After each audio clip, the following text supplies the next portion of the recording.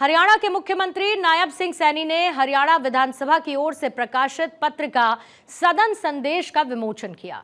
मुख्यमंत्री ने इसे विधानसभा की ओर से जनसंचार की दिशा में एक महत्वपूर्ण पहल बताते हुए कहा कि ये केवल पत्रिका का विमोचन नहीं, बल्कि नई सोच, नई दिशा और नए संकल्प का शुभारंभ है।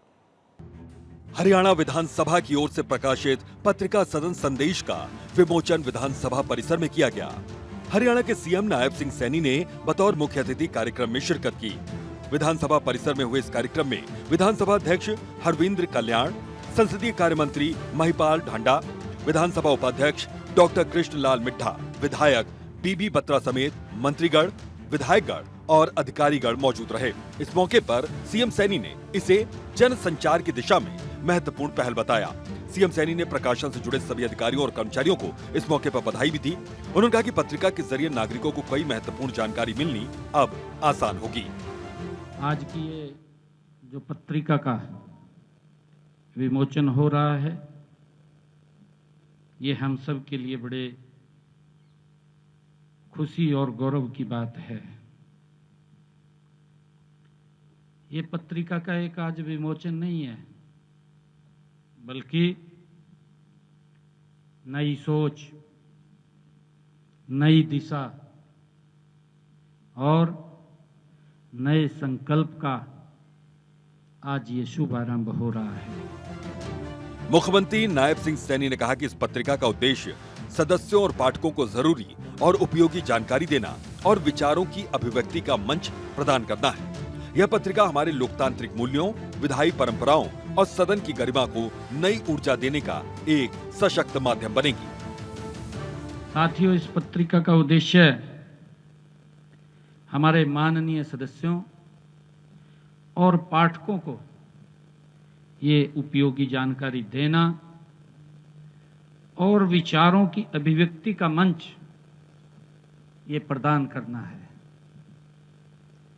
क्योंकि आमजन इस पत्रिका के माध्यम से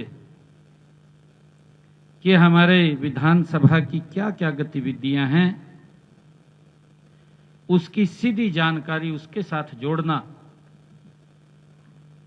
इस सदन संदेश का ये महत्वपूर्ण कार्य है।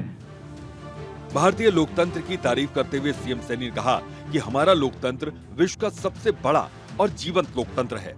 इसकी असल ताकत केवल चुनावों में नहीं, बल्कि उस भरोसे में भी मौजूद है जो जनता अपने प्रतिनिधियों पर करती आई है। जब एक आम नागरिक मतदान करता है तो वो अपने सपनों, उम्मीदों और भरोसे को अपने जनप्रतिनिधि के हाथों में सौंपता है।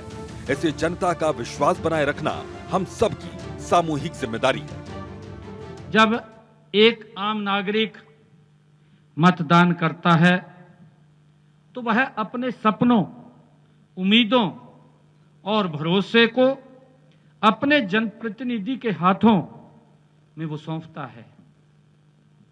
साथियों, इसीलिए जनता का विश्वास बनाए रखना हम सब की सामूहिक जिम्मेवारी है। सीएम सैनी ने इस मौके पर यह भी कहा कि किसी भी लोकतंत्र की मजबूती उसकी संवाद संस्कृति पर निर्भर करती है। मतभेद लोकतंत्र का स्वाभाविक और आवश्यक हिस्सा है, लेकिन सरकार और विपक्ष दोनों का समान दायित्व है कि वो जनहित को सर्वोपरि रखें और विचार विमर्श की उस परंपरा को आगे बढ़ाएं जो हमारी विधानसभा की पहचान है। उन्होंने कहा, विधानसभा और समितियों की बैठकें, विधेयकों का अध्ययन, नीतियों का विश्लेषण, ये सभी विधायी कार्य जनप्रतिनिधियों की निष्ठा को दिखाते हैं। आज शोध आधारित विधायी कार्यों की जरूरत पहले से बढ़ गई है। पत्रिका सदन संदेश के जरिए सभी जानकारी मिलना अब आसान होगी।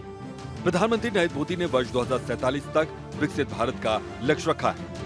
इस लक्ष्य की सिद्धि तभी संभव है जब जनप्रतिनिधि अपनी भूमिका को गंभीरता से निभाएं, नीतियों को समझें और विकास की गति को तेज करने के लिए ठोस समाधान दें। हमारे देश के यशस्वी प्रधानमंत्री आदरणीय नरेंद्र मोदी जी ने जो विकसित भारत का 2047 का वो संकल्प लिया है, इस लक्ष्य की सिद्धि तभी संभव है जब हमारे जनप्रतिनिधि अपनी भूमिका को गंभीरता से निभाएं, नीतियों को समझें और विकास की गति को तेज करने के लिए ठोस समाधान दें।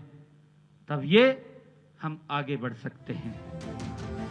हरियाणा के सीएम नायब सिंह सैनी ने कहा कि प्रधानमंत्री नरेंद्र मोदी का संकल्प एक देश एक विधायिका के संदेश को आगे बढ़ाने का है, ताकि देश भर की सभी विधानसभाएं और विधानमंडल एक साझा मंच पर सार्थक चर्चाएं कर सकें और प्रभावी फैसला ले सकें।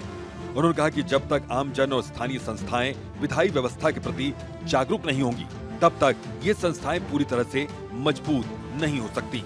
यह पत्रिका जनता को ऐसी कई जानकारियां उपलब्ध करवाएगी कि पंचायत, स्थानीय निकाय, विधानसभा और लोकसभा की क्या-क्या भूमिकाएं और दायित्व हैं, जिससे सभी संस्थाओं को और अधिक सशक्त बनाने में मदद मिल सकेगी। चंडीगढ़ से डॉक्टर थानेश्वर शर्मा की रिपोर्ट।